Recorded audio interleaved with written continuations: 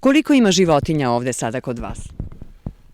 Ima 13 ženke i ima 5 mužjaka, pošto se drugog Mira opulila pecu, mali peca, evo ga tamo.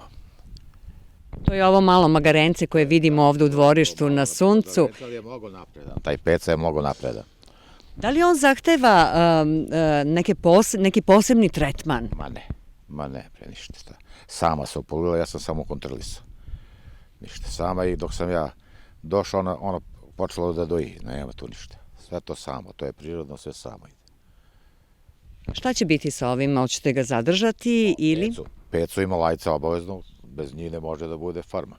Interesantno je da i magarice i magarci imaju imena koja ste im davali, čak ima i jedno koje se zove Goca kao ja. Ima, evo, kada hoda ne zastajkuje, što je rekao Bora Čorba, evo je tamo unutra, ono ti crna visoka. Pa ima, mora svako da ima zato što se čipuje i mora da ima ime. Imam Slađu ministarku, imam Snežu, imam Miru, Slavicu, Dušicu, Jasminu, Jelenu,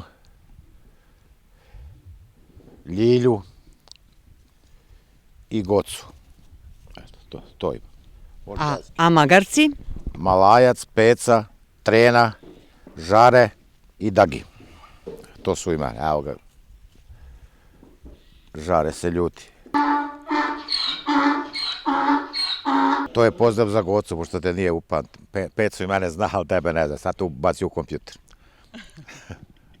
Hvala najlepše na ovom razgovoru. Iskreno se nadamo da će gledaoci televizije Kruševac doći do vas ovde u Trnčare, da dovedu decu da vide. Može da dođu sa decom i interesuju se da gledaju. Bila je jedna gospođa, hoće da ju dam ime, pošto videla na televiziju. Ne znam ni kako se zove, zapisao sam tamo. Biće. Kod mene se čeka na red koji će da dobije ime.